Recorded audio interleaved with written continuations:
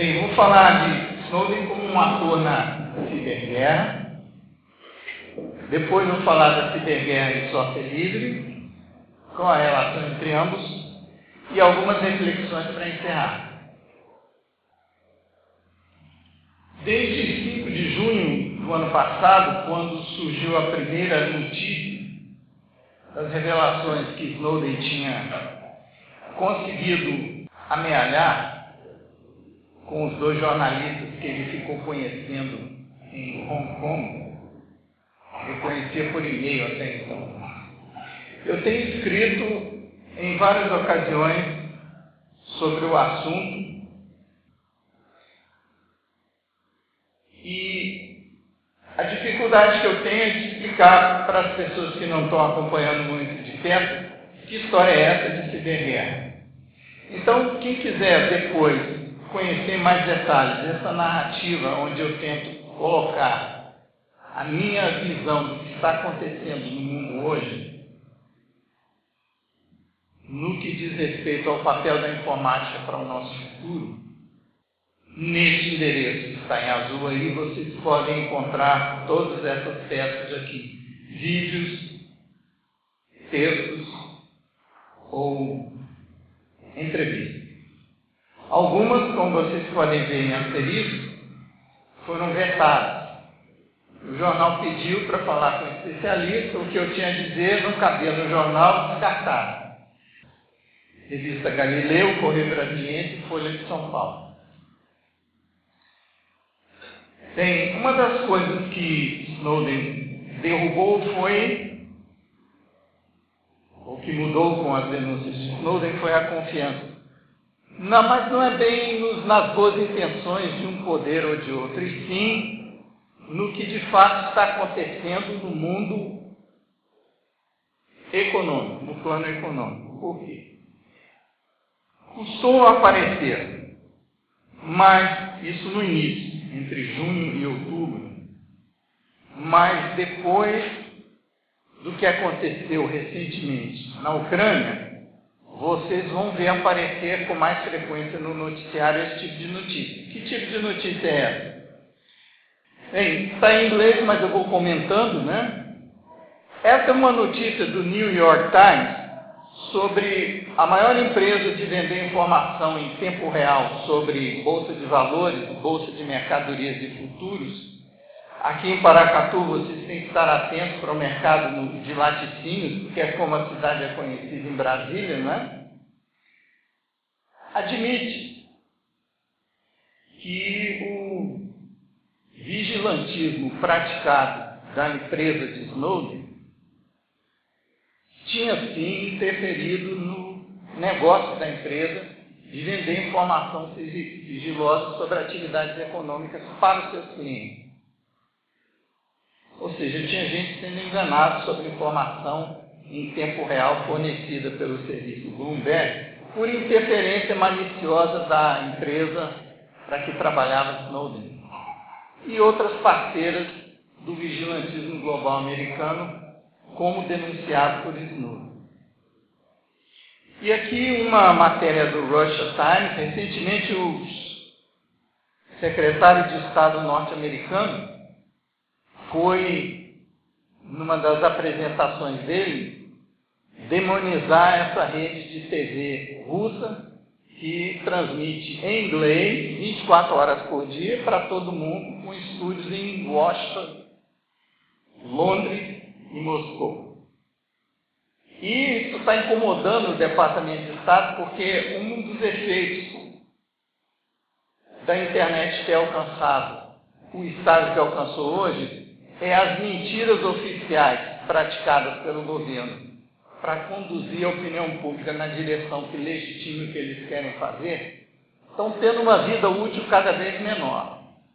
Então, aquelas mentiras sobre armas de destruição em massa, no caso de 2003, no caso do Iraque, levou algum tempo para ser revelada como mentira. Precisou acontecer invasão, eles fingirem que estavam buscando, não acharem nada para as pessoas perceberem. Mas com o gás mostarda, o gás sarin, na Síria, que tentaram culpar Assad, já foi um pouco mais difícil emplacar essa mentira. Tanto é que o parlamento britânico bloqueou o envolvimento da Grã-Bretanha numa suposta invasão da Síria em março do ano passado, né? Bem, então, eu cito algumas matérias da Russia Times, porque quando você quer saber o que o império ao qual nós estamos mais próximos em termos de influência geopolítica quer fazer de escondido ou de oculto, a melhor fonte de jornalismo profissional é justamente quem está mais sofrendo com as consequências dessas decisões. Então, aqui uma matéria do Russia Times, essa rede de televisão que eu citei para vocês, que tem um portal na internet, rt.com, com uma matéria dizendo que a confiança na economia americana está esfacelando depois das denúncias de Snowden. Por quê? Por causa da manipulação dos preços nas bolsas de mercadoria e de futuros e nas bolsas de valores. De que maneira? Bem, a informática permite uma experiência inédita a respeito da realidade que o filósofo Gilles Deleuze, falecido há pouco. O que é o virtual? Como é que Gilles Deleuze definiu o virtual?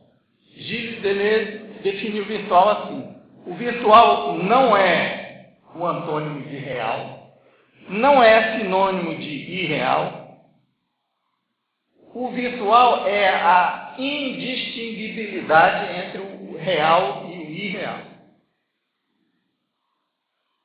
É a incapacidade de distinguir o que é real do que não é. Isso é o virtual na definição do filósofo.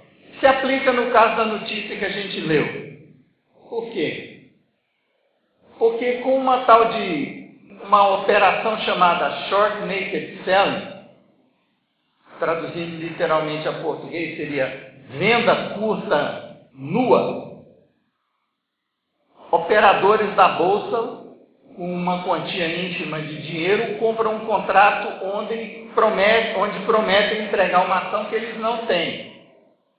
E com isso eles conseguem manipular o preço das ações, porque o mercado de derivativos, que são apostas em valores futuros de ativos, de bens, de ações, de empresas, de valor da moeda, de uma moeda em relação à outra, são manipulados pelo volume de instrumentos derivativos.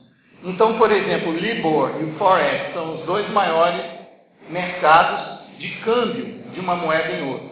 Então, quando você ouve dizer que o dólar subiu ou o dólar baixou, isso não é só pressão de compra e venda, isso é também pressão de gente que tem interesse em fazer o preço subir ou descer e que faz esses truques virtuais com contratos de compra e venda de apostas no valor futuro desses bens nesses mercados. E o que Snowden revelou é o seguinte: o que esse comentário de uma outra matéria do RT diz, de um analista que já trabalhou na Bolsa de Valores, inclusive para fazer os tais algoritmos de compra automática, compra e venda automática, algorithm trading, hoje está na alça de mira como culpado pelas distorções que estão ocorrendo nos mercados no mundo todo, né? Ele diz que as informações privilegiadas que as empresas como a de Snowden, Booz Allen e outros parceiros do projeto Freeze nos Estados Unidos usam através do vigilantismo, através da bisbilhotagem por atacada em massa, as informações sobre coisas que ninguém mais sabe são usadas para manipular preços de ações a favor das empresas parceiras. Então esse é o pior efeito das revelações de Snowden até agora, de que a espionagem está servindo também para ganhar dinheiro de maneira desonesta ou escusa na Bolsa de Valores, para quem tem parceria com esse esquema de vigilantismo. Bem, então chegou no ponto que eu tenho que dizer a vocês. Vocês sabem o que é a ciberguerra? Tem muita gente que quer que vocês esqueçam do assunto. Muito jornalista, muita empresa de mídia dizendo: não, isso aí é um auê que empresas de segurança estão fazendo para vender produtos e vender serviços. segurança digital. Mas eu quero lhe dizer que eu acho que não é bem isso. Eu acho que a guerra cibernética, ela é hoje o centro de gravidade de toda uma estratégia moderna de guerra, que envolve guerra psicológica, guerra midiática, guerra de informação, guerra cinética, que envolve bomba, drone, bomba atômica, etc. E no centro de tudo está a capacidade de manipular a transmissão de dados, interceptar de forma sorrateira a transmissão de terceiros. E eu encaixo tudo isso na ciberguerra, na guerra. Eu vejo a guerra cibernética como uma espécie de contra-revolução digital, muito bem descrita por teóricos da economia, como, por exemplo, Schumpeter, que falava que quando o capitalismo atinge um ponto de aparente esgotamento, quando os lucros começam a ficar muito pequenos em relação ao investimento para a produção, a lógica do capitalismo empurra os atores econômicos para um confronto onde vai haver destruição para que o ciclo possa se recomeçar com alguma construção e taxas de lucro voltem a ser satisfatórias para investidores contumados. Essa tendência do capitalismo intrínseca, Schumpeter chamou de destruição criativa. Então, se você olhar para a história da minha ciência, ou se vocês se dedicarem a ela, da nossa ciência, a da computação, suponho que vocês estão considerando a possibilidade, porque estão num evento de software livre, internacional. A computação evoluiu como ciência de uma maneira muito impressionante, a meu ver, que é o seguinte: a cada 10 anos, o problema central que guiava o desenvolvimento dela muda. E muda assim, a solução para o problema principal de antes traz meio que grávida, dentro de si, o próximo problema a ser resolvido. Veja aí onde se encaixa, por exemplo, o surgimento da internet. Imagino que boa parte de vocês não tinha nascido quando a internet se tornou, digamos, comercial, quando foi aberto para qualquer um que quisesse ter um servidor ou um serviço disponível na internet. Isso foi em 94. Levante a mão para eu ter uma ideia quem ainda não estava nascido em 94. Mais ou menos metade da plateia, né? Tem. O problema, então, era fazer as coisas funcionarem. Será que essa página do Banco do Brasil que eu estou vendo é mesmo a página do Banco do Brasil? Será que eu vou conseguir ver a página do Banco do Brasil se eu digitar aqui bancodobrasil.com.br? Essa era uma questão fundamental na década de 90. Hoje, com o WhatsApp, isso é brincadeira, né? Mas a questão fundamental foi mudando. Hoje, depois da cibercultura, o que é a cibercultura? A forma como a sociedade vive. A sociedade é formada por relações entre pessoas humanas, né? Então, as práticas de relacionamento social, seja de familiares, de trabalho, de amizade, de pertencer a tribos urbanas, modernas, não necessariamente tribo indígena, né? Sei lá, qual a tribo que você gosta de pertencer. Eu pertenço à tribo do software livre e me fantasio de hacker quando vou dar palestra. É uma das minhas tribos favoritas, ok? Dos ativistas do software livre. Então, na medida em que as práticas sociais vão se virtualizando, entramos na era em que aquilo que faz as relações humanas acontecer, que é a confiança, tende a se virtualizar. E aí, o que acontece? No capitalismo, a tendência é que tudo vire mercadoria.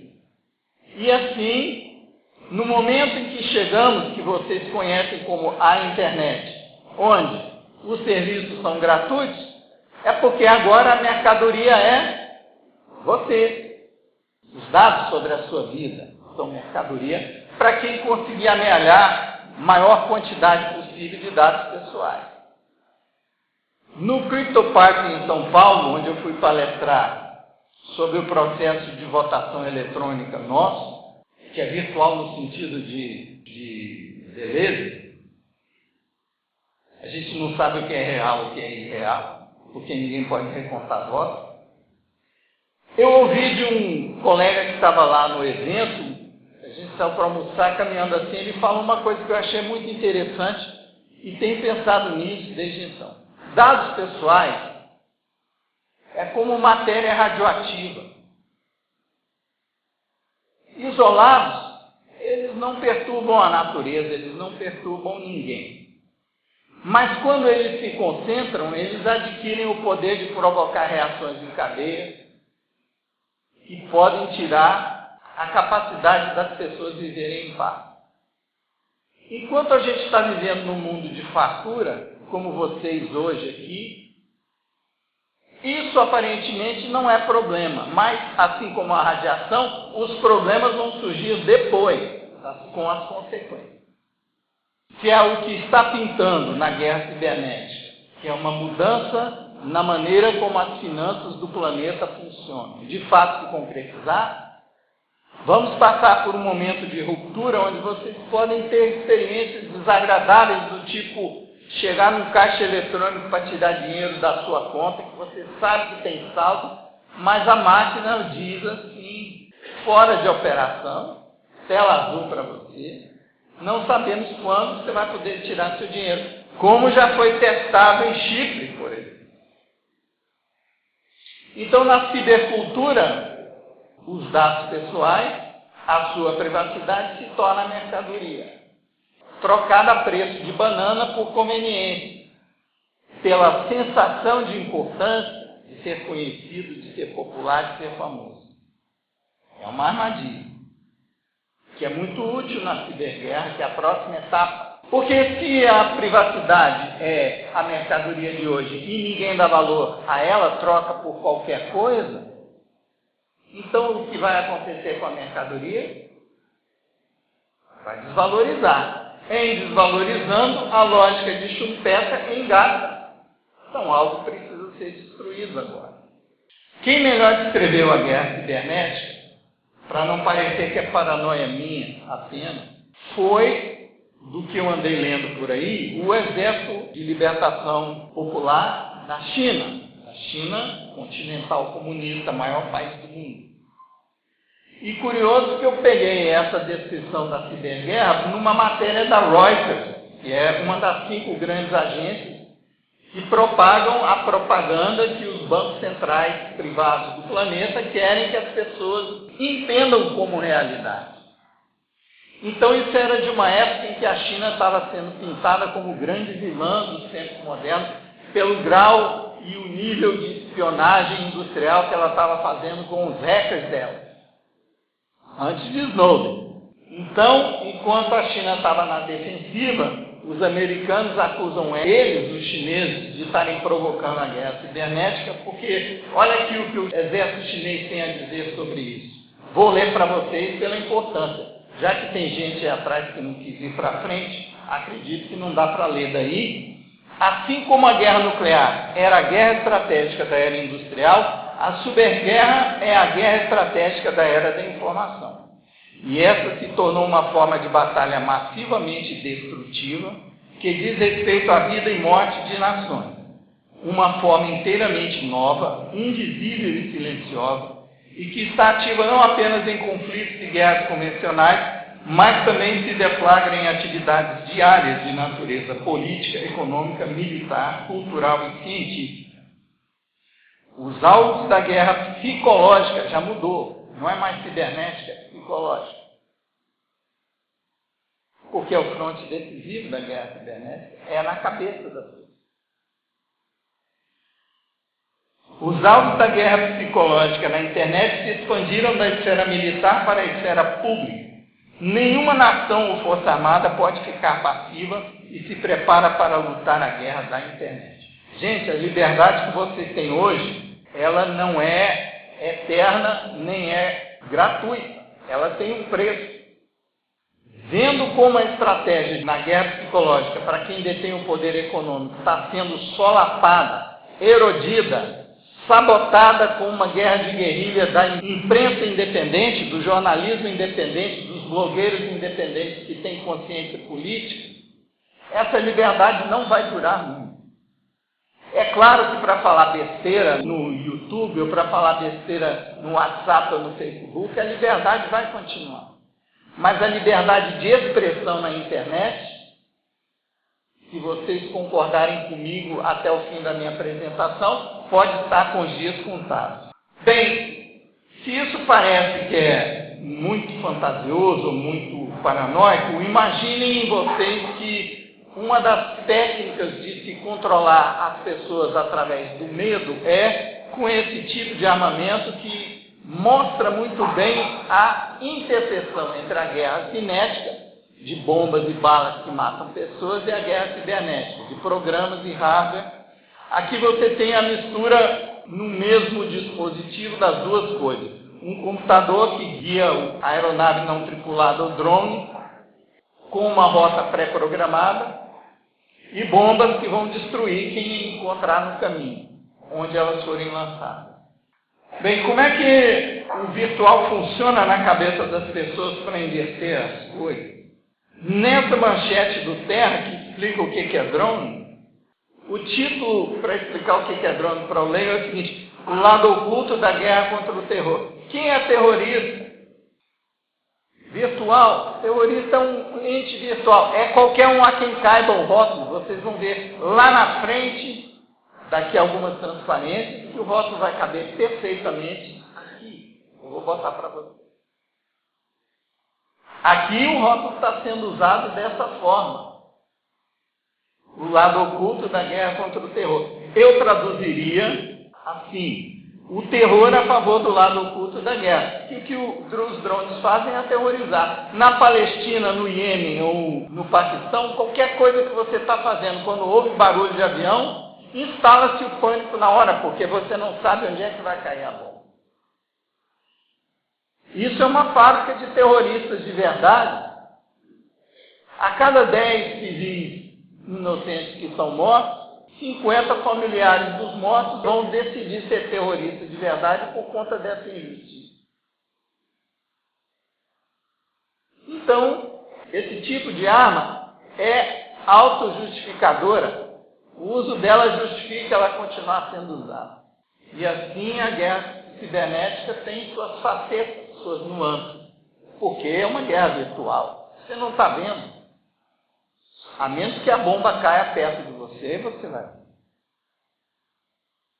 Ainda não entendeu? Então vou mostrar uma outra matéria do RT. 25% das missões de drones na Ásia, no Paquistão, no Iêmen, onde tem sido usados, atenção, são programadas sem identificação do alvo, apenas com dados minerados de redes sociais. Aqui tem uma pessoa que foi assistir uma palestra em Paracatu, no dia tal, e depois entrou numa lan house e não sei o quê. Se isso estivesse acontecendo no Iêmen, uma certa sequência fortuita de paradas no trajeto de uma pessoa poderia colocá-la como alvo potencial para a próxima missão de bombardeio. 80% são civis, sem nenhum envolvimento militar, inclusive crianças, no caso do Paquistão em 2012. Finalmente alguém dá um número de estimativa de quantos morreram, 5.000 de 2009 para cá, quase o dobro dos que morreram no atentado das Torres Gêmeas. Mas como é que isso é feito e como é que isso pode ser aprimorado para que não haja tanto efeito colateral dos bombardeios? Com aquilo que os estrategistas da guerra cibernética chamam de Next Generation Identification. Estamos vivendo uma corrida armamentística onde as grandes empresas de TI que têm serviços centralizados, Google, YouTube, são minas de ouro para os estrategistas militares. Se não fizer acordo, são cooptadas. A fase de cooptação do projeto Prisma já passou. Agora, os acordos vão ser às claras entre essas empresas e os governos. Para quê? Para amealhar a base de dados que podem melhorar a qualidade da Next Generation Identification. Então, essa matéria aqui, essa não é do RT, viu? Essa é de uma ONG americana que defende os direitos civis na internet, chamada Axiom. Axioma para a Liberdade. é o nome do site, e Quão Livre Você Quer Ser, é o subtítulo do site.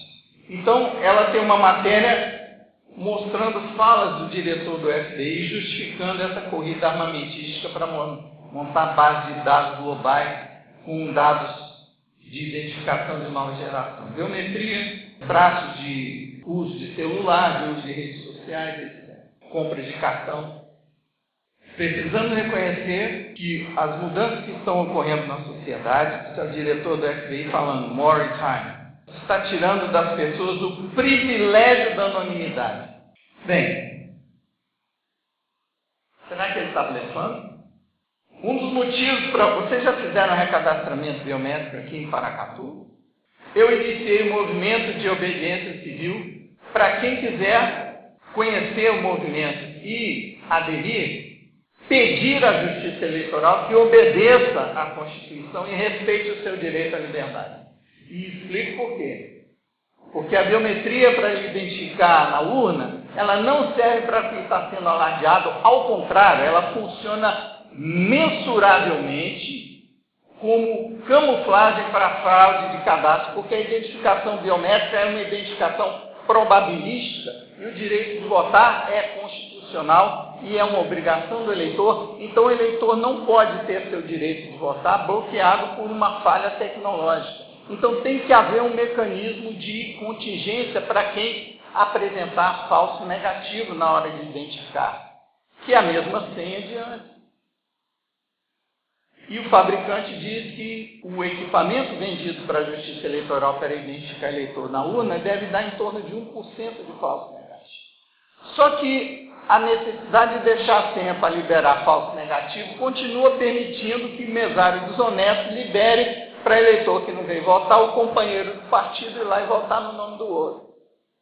Só que agora ninguém quer fiscalizar porque acha que a biometria está resolvendo tudo, foi doutrinado e adestrado a pensar em eleição como videogame e quer só falar mal de político na mesa de bar, não quer fiscalizar nem a eleição dele, que é onde começam as corrupções. Então funciona como camuflagem. E para que serve então essa biometria que o TSE está obrigando todo mundo a entregar? Sem base legal, com base numa resolução, atropelando uma lei que deveria estar acima da resolução, a Lei 7444, que diz que a Justiça Eleitoral só tem a obrigação de exigir dado biométrico de quem é analfabeto. O próprio STF cassou o artigo 5º da Lei de 2009, 12.074, se não me engano, que autorizava ele a recadastrar com biometria os eleitores brasileiros. Ela compartilha com a Polícia Federal, tem um acordo, um convênio, onde a Justiça Eleitoral se obriga, promete entregar os dados 20 dias depois de recolhidos da Polícia Federal. E a Polícia Federal tem acordo com a FBI. E se você quer saber por que a foto é de alta resolução, por que tem que ser colocado um fundo com uma cor específica, com iluminação específica, é para que esse tipo de identificação em multidões funcione com um certo grau de qualidade. Quem estiver interessado em testar, tem aqui um endereço para você ir lá e ver como funciona. E o software livre? Nada a ver. Alguns vão lhe dizer. Para que me tirar da minha zona de conforto do que eu já sei usar no computador? Não me incomode mais. Já tenho coisas me incomodando o suficiente. Essa aqui é uma revista de fazedores de opinião entre os cientistas políticos, dizendo no subtítulo algo que contradiz o título da revista. Um número especial sobre as guerras secretas de Obama e a matéria diz, pense de novo sobre ciberguerra. Isso é um espantalho. É uma coisa para amedrontar as pessoas, inventada por quem quer vender software de proteção, antivírus, essas coisas. É mais alarde do que realidade. Claro, é virtual. Você pode falar que a realidade não é, e o contrário, e ninguém consegue verificar. Outra, essa de uma empresa de antivírus. Não existe essa coisa de ciberguerra. uma empresa de antivírus chamada Sophos. No site dela, um cientista da Sophos publicou isso aí. Ciberguerra não existe. Isso é coisa de jornalista e de político que não tem o que fazer. De que vive a Sophos? De achar, de vender uma fantasia de que você está protegido pagando R$100 por ano para ela.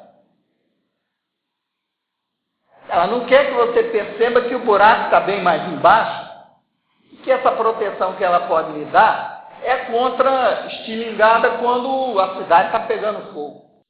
Não querem perder o mercado para a militarização do ciberespaço. Com a militarização do ciberespaço, as Forças Armadas entram no negócio deles, eles não querem essa competição. E nós, aqui, e eu, que vos falo,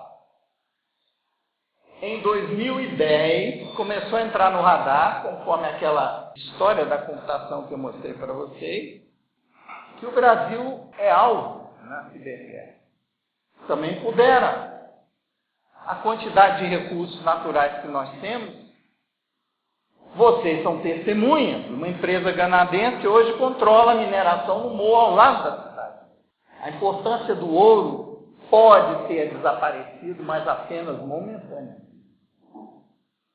Vocês sabem dos detalhes dessa troca de controle da empresa antinacional para essa empresa canadense? Bem, o Brasil inicia ações para enfrentar ataques virtuais. Quem disse isso? O jornal Valor Econômico.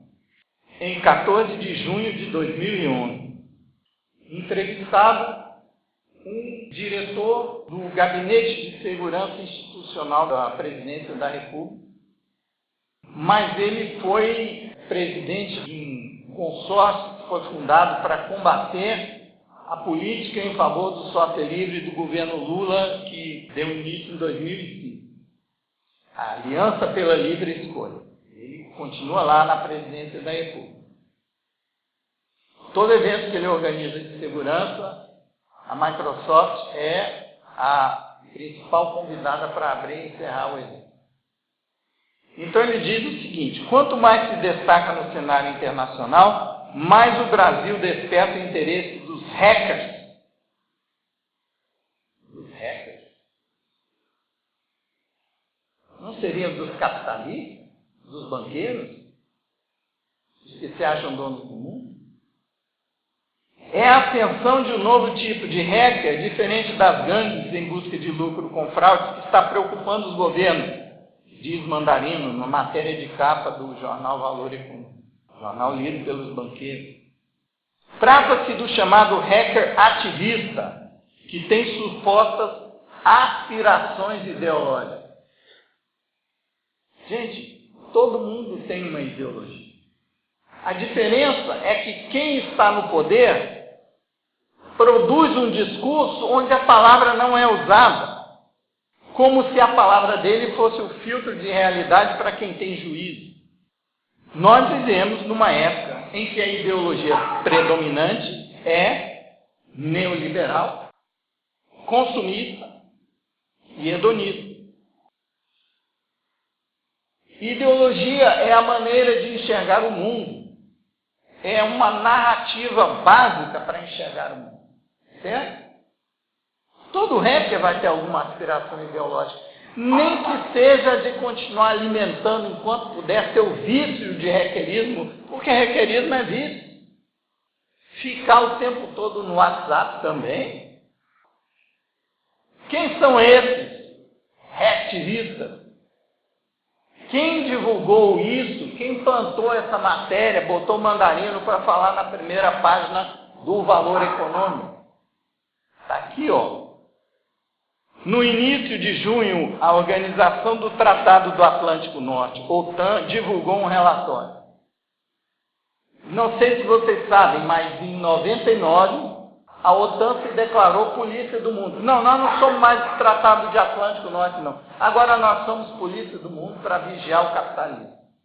Vigiar o quê? A civilização.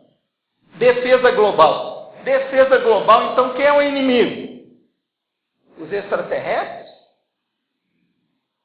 próprio povo. É luta de classe de novo, mas isso não é marxismo, isso é capitalismo. Agora, do relatório da OTAN, entre aspas, o surgimento de ativistas hackers pode levar a uma nova classe de conflitos internacionais entre grupos e nações, ou mesmo a conflitos entre entidades exclusivamente virtuais.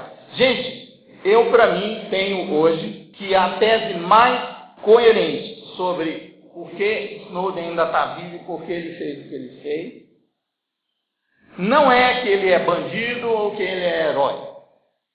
Isso não vem ao caso, isso não importa. Isso depende da ideologia ou do poder que você quer se alinhar com ele. Pode ser que Snowden tenha sido ajudado, sem que ele saiba, a fazer o que ele fez. Porque chegou um momento da guerra cibernética em que certas ações que antes eram feitas às escondidas, agora precisam ser feitas escancaradamente. Inclusive nos organismos de padronização de informática do planeta, no W3C, no IETF e por aí vai. Não vou ter tempo de falar sobre por que eu penso assim, mas em outras palestras, que estão gravadas em vídeo no meu portal, o assunto é esse, eu vou mais adiante. Aqui é meio que uma salada para falar de software livre em algum momento. Os que tiverem paciência e aguentarem o bombardeio de más notícias, vão ver, vou chegar lá. Antes, por que eu estou me metendo a besta aqui dizendo essas coisas? Quem são esses caras, esses hacktivistas? Tem uma caixa aqui no Valor Econômico de 14 de junho de 2011, descrevendo indivíduos com amplos conhecimentos sobre computadores e segurança da informação. Ainda bem que a apresentadora não leu meu currículo, senão eu ia estar perfeitamente encaixado aqui. Ativistas hackers declaram-se defensores de causas como a liberdade de expressão na internet. Poder usar software livre é uma liberdade de expressão. O autor de poder distribuir e você de escolher e instalar. Não tem uma lei dizendo que pode ou que não pode. É o autor que está diretamente dizendo a você que você pode. Não tem ninguém escondendo o segredo de negócio no binário que está sendo instalado. Posso contar uma piada aqui? Me perdoem a mim se ofender, mas você sabe qual a melhor comparação que eu conheço para código-fonte? Código-fonte é como roupa de baixo. Ninguém quer mostrar a sua, a menos que seja limpa e na moda. Ativistas hackers declaram-se defensores de causa como a liberdade de expressão na internet. A militância ocorre por meio das redes sociais, usando blogs e sites. Eles divulgam suas ideias e recrutam colaboradores. Gente, eu sou professor de ciências da computação há 20 anos na UNB. É parte do meu trabalho orientar alunos. Se eu ensino segurança na informática há 17 anos e aparecem alunos interessados em saber o que tem de interessante para fazer e aceitam minhas propostas de trabalho, eles estão colaborando comigo. É parte do meu trabalho. Recrutar colaboradores. Quem quer transparência do governo tem aspiração ideológica, que é um governo que respeita a Constituição. República quer dizer república, coisa pública.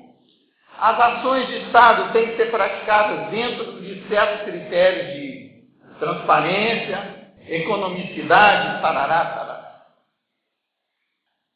Mas, olha só como é que as palavras escorregam nesse mundo que a gente está vivendo hoje.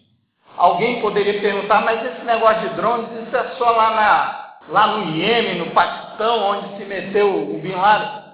Não, senhor. No Iêmen foi morto um cidadão americano e seu filho adolescente por um drone. A família foi processar o governo americano numa corte americana por isso, porque o cidadão americano foi morto fora dos Estados Unidos por um ataque militar que não é oficialmente reconhecido, um ataque clandestino. Não reconhecem as missões, não reconhecem que as missões matam gente quando jogam bombas, missões de drone, mas no processo o governo precisou se defender e a justiça precisou se manifestar. E nesse processo o governo se justificou na fala do diretor da CIA, o Leon Panetta, que está aí, e a justiça se pronunciou. Para a justiça, o governo americano, por causa do Patriot Act, aquela lei votada pelo Congresso depois da derrubada das Torres Gêmeas, que foi outro ataque virtual, ninguém sabe realmente quem comandou tudo aquilo por trás. Muito ativista nos Estados Unidos que busca a verdade sobre o ataque de 11 de setembro está sendo perseguido como terrorista perigoso.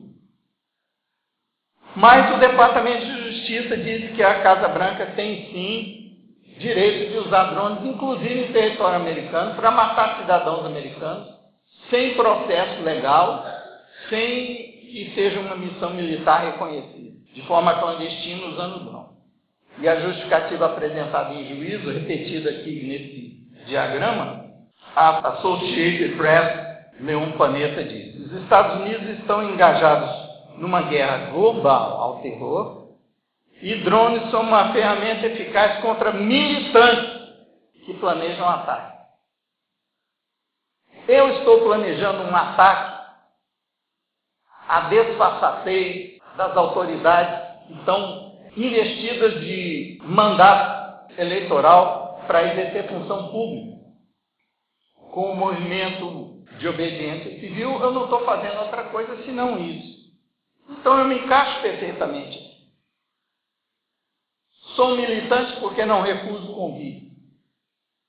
Podendo, estou aqui. Havendo quem me ouça, estou aqui. Vejam que global ao terror, os alvos deixaram de ser os terroristas, passaram a ser militantes que planejam. A Europa não quer ficar atrás.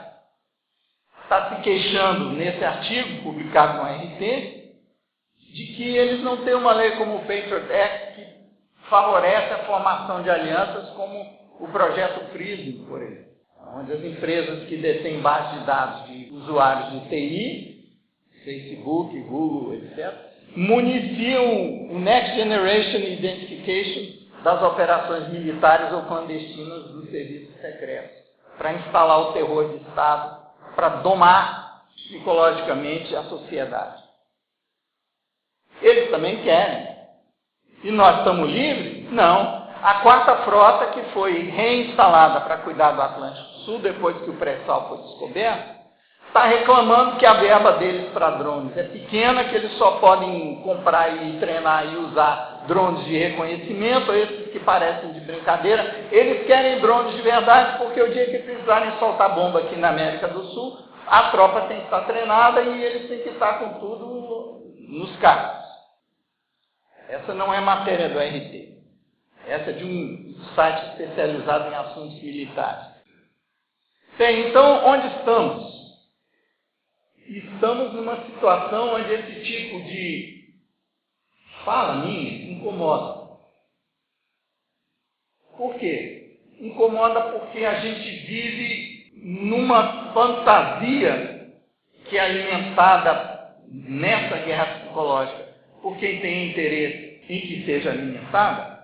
Essa ideia de que tecnologia é panaceia triunfal, vai resolver os problemas da humanidade.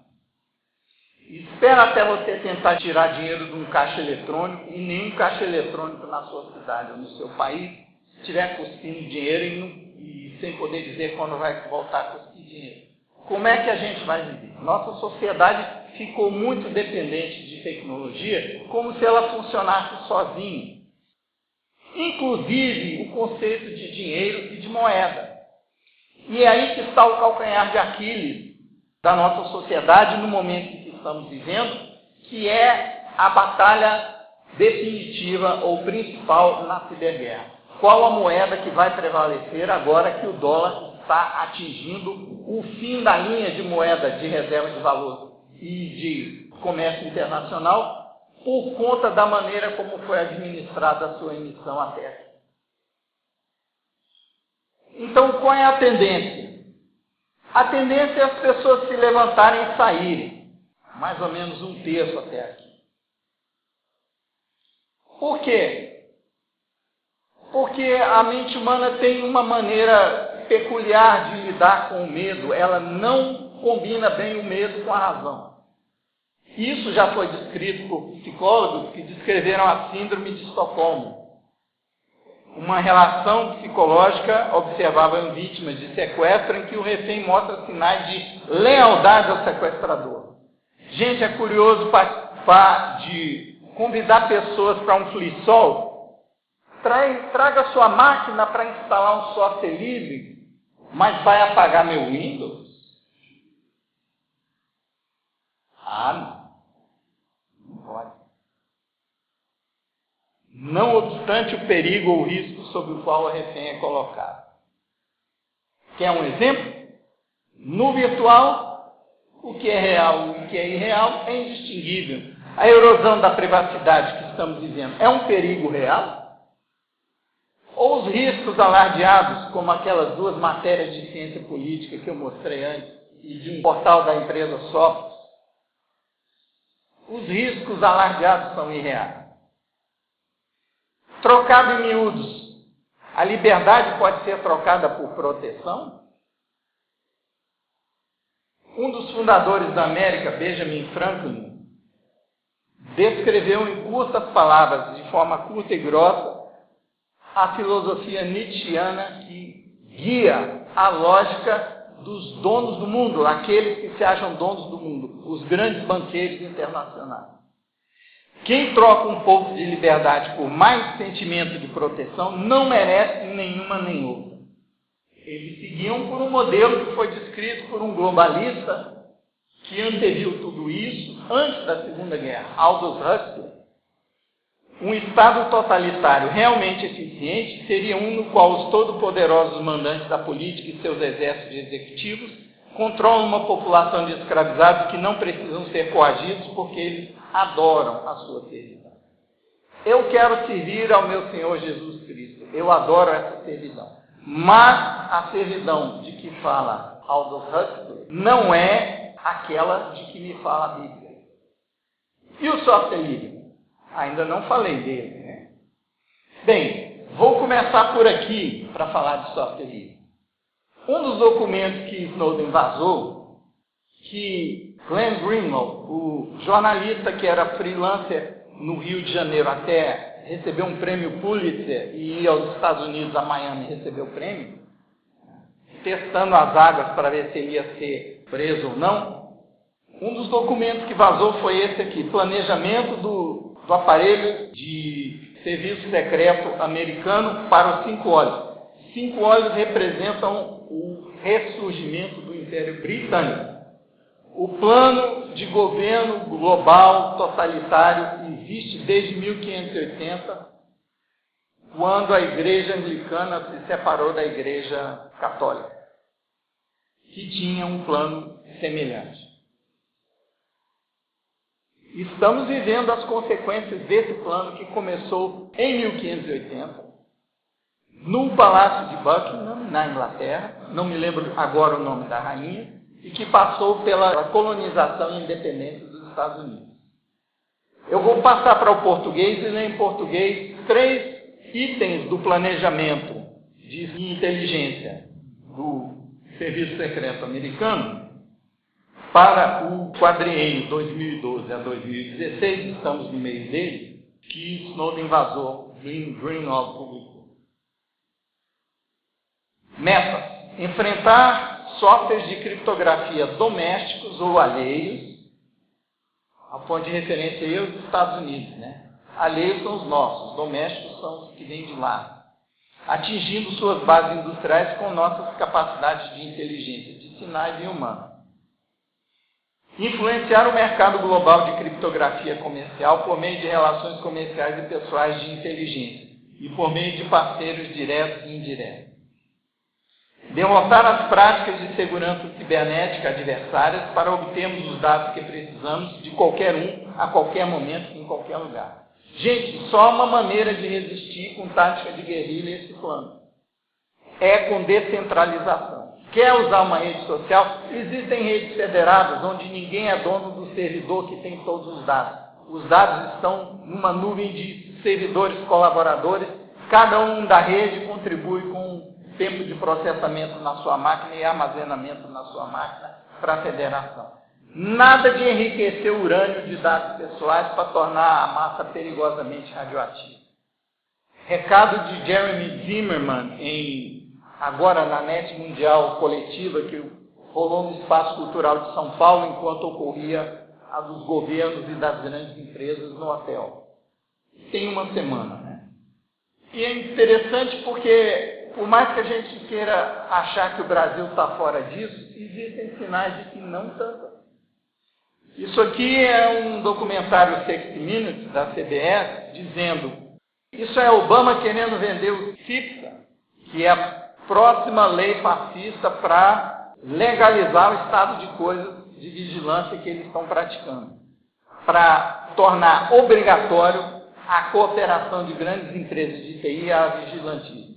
Já que se não bastasse o CALEA, que é a lei que obriga a botar portas de fundo em roteadores, para que a vigilância americana possa ter acesso.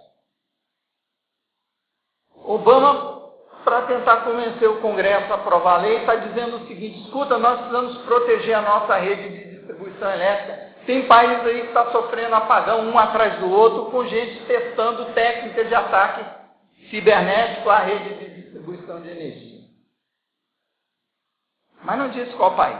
Aí, o jornalista autor desse documentário foi entrevistar fontes da inteligência americana que estavam presentes no discurso de Obama no Congresso. Que país é esse? 6 que foram consultados, os 6 disseram que esse país é o Brasil. Então, quando você ouviu o ministro Lobão indo para a Globo dizer que foi um raio, foi um mosquito, foi um besouro, fique atento. 18 horas de apagão em São Paulo. Sem competência tecnológica, a gente não tem como mover uma palha em defesa própria. Não tem como agir para descentralizar o controle de tráfego e de acesso e de deployment, de instalação de software que o poder hegemônico aspirante a totalitário construiu com a sua estratégia industrial e geopolítica. E se ninguém der bola para código-fonte, se tiver todo mundo apenas interessado na fantasia da interface gráfica, a competência não virá nunca. Ah, software livre é difícil de usar. É para aprender que é difícil de usar. Se for. Se não for, você está longe das engrenagens. Mas você vai ter o direito e a liberdade de chegar até elas. O limite é a sua competência. Não é o contrato que o fornecedor colocou na sua frente para lhe dar direito de instalar e usar. Ok? A diferença começa aí. Dilma, quando tenta pegar de frente o assunto, é pintada como louca. Olha a foto dela aí que pegaram na Folha de São Paulo. Isso foi a primeira vez que ela quis ouvir o comitê gestor da internet, que está sendo arrodeado e atropelado pela Anatel, que é uma porta circular de diretores de grandes empresas de telefonia, da mesma forma que o Banco Central tem diretores de bancos privados. Fiscaliza como? Já aplicou 1 milhão de multas? Quantas recolheu?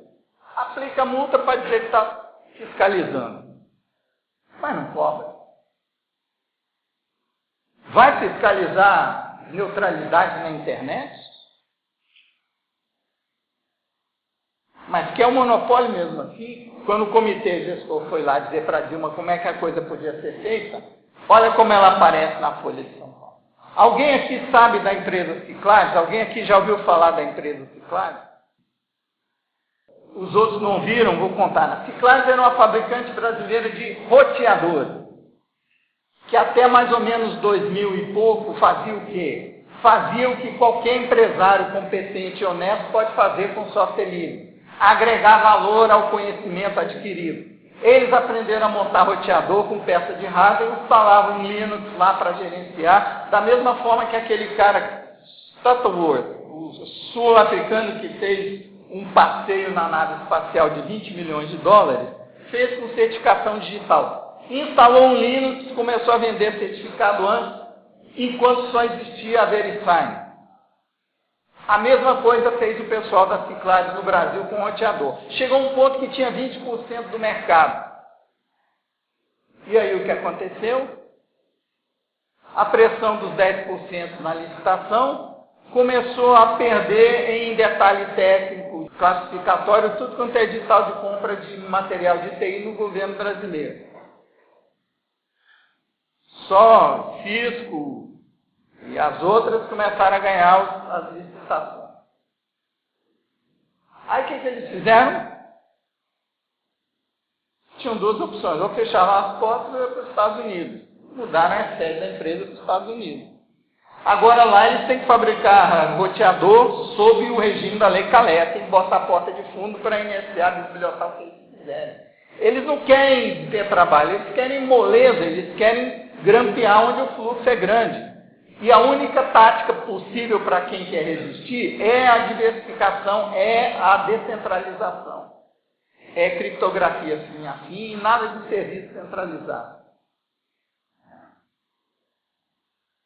Estão sendo atacados de todas as formas. Então está aqui uma empresa brasileira que cresceu, chegou a ter 20% do mercado mundial de roteadores, usando software livre, da mesma forma que uma empresa sul-africana com certificado.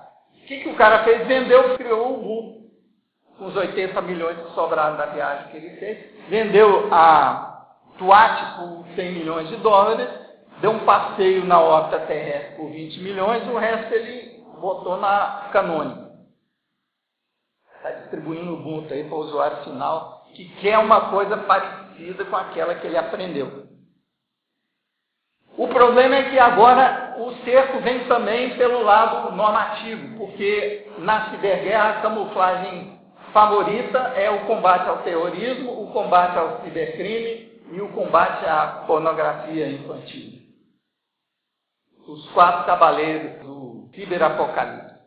E aqui exemplos de gente que está sendo perseguida porque usou ferramentas livres para mostrar que alguém estava sendo descuidado com os dados pessoais de seus clientes.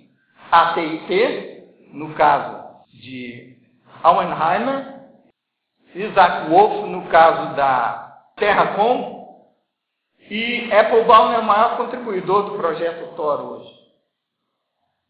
Ele é incomodado toda vez que ele tem que pegar um avião, ele passa 9 horas sendo entrevistado no aeroporto. Ele tem que chegar um dia antes para pegar o voo. Aqui é como o cerco vem pelo lado do hardware, na fase 3 da arquitetura UF, e ninguém vai poder instalar seu sistema operacional favorito se não tiver sido assinado pelo vendedor do hardware. Venda casada para impedir a livre instalação e distribuição dos hardwares que aderirem ao F3. Então você com a sua carteira pode decidir se esse cerco pega ou não pega. Se na hora de você comprar hardware aceitar o F fase 3, você está dando de mão beijada essa batalha para o inimigo que quer controlar nossa sociedade por um simples projeto de poder, não para salvar nossas almas. Mesma coisa na camada de cima da aplicação do DRM. Aqui o cerco é promovido por Hollywood, mais a indústria de copyright, as grandes empresas de comunicação. E tem mais gente poderosa por trás, pegando carona na pressão e no dinheiro dos estúdios de Hollywood e das grandes empresas de comunicação, Globo, Time, que é gente que não quer ter competição na verdade proclamada através da mídia de massa. Quer acabar com a liberdade de expressão dos blogueiros independentes. Pegando carona no DRM. O que é isso, gente? O EME é um padrão que está sendo empurrado por esses cartéis no consórcio W3C para que os fornecedores de conteúdo, os sites que vão lhe dar uma página para você visualizar, instalem sem o seu conhecimento ou consentimento biblioteca criptográfica no seu navegador. Isso pode sabotar a sua capacidade de usar esse navegador para fazer criptografia fim a fim com quem você escolher. E pode ser a âncora necessária para fazer censura de conteúdo, como estão aprendendo a fazer com a China. Bem, se vocês acham que isso tudo é coincidência, está aqui uma fala do então diretor da Microsoft na maior conferência de segurança do planeta em 2008. A base já está lançada para boas práticas de segurança. O desafio agora é práticas gerenciais. Os sistemas de gerenciamento atuais não estão integrados o suficiente. Eles são muito complicados. Esse tem sido um foco principal da Microsoft. E aí o responsável pelo projeto F vai além disso. Com tudo que fazemos, tem os céticos e as teorias da conspiração. A resposta é não. Isso é para valer. O que é para valer? A conspiração. Não seja enganado com o significado dessa palavra, não tropece à toa, não se faça vítima do medo quando essa palavra rondar o seu espaço de observação. Vá no dicionário e veja o que é conspiração. É respirar junto. Microsoft e NSA, desde o projeto Prism. Leia a licença de uso do seu Windows, se você tem um. O que você está permitindo através de um contrato que ela faça com os seus dados. Por que software livre? Porque a essência do processo de segurança no ciberespaço é auditabilidade. Antes de querer fazer hardware, vamos dominar o software. Tem gente querendo pular etapas aí no Planalto. Mas cadê a cultura de dominar a sua própria máquina? Um componente a mais de auditoria, que é o código-fonte compilado, você está em dúvida se precisa desse módulo? Tire, compila e instala. Você pode fazer isso com software proprietário. Um motivo a menos para ofuscação no código. Não tem essa de segredo comercial. No software livre, a distribuição do software é que cria o mercado do serviço. Se você é honesto e competente, você vai tirar vantagem, porque ninguém melhor que você vai poder prestar esse serviço. Agora, se você quer ganhar de graça, laçando o cliente para pagar antes dele rodar o software, esse regime de produção não presta. É perigoso, é como se fosse um cupim comendo seu mercado. Então, gente, a atitude diante da vida que muda para você achar ou não que o software livre vale a pena. É a atitude da informática. É instrumento de poder? É. Mas poder de quem? Seu que vai usar ou de quem está lhe dando o benefício de poder usar o que ele fez? Que está um acordo honesto. Abra a licença GPL e veja o que é um acordo honesto de licença de uso de software. Houve uma época no movimento do software livre que quase todo evento era para discutir licença de software. E é cansativo discutir licença de software com quem não quer ler uma licença. Você tem que projetar um pedaço e falar, lê ali comigo. Ah, mas eu não sei auditar, eu não vou auditar. Síndrome de Estocolmo virtual. Não é isso que importa. Não é se você vai auditar ou não o que roda na sua máquina. O que importa é que você pode, se quiser. E se você compra um software, achando que está comprando um software, quando na verdade você está pagando para se tornar inquilino do seu próprio computador, você abre mão desse direito e de muitos outros. De saída, pelo fetiche? Bem, tem hora que não dá mais.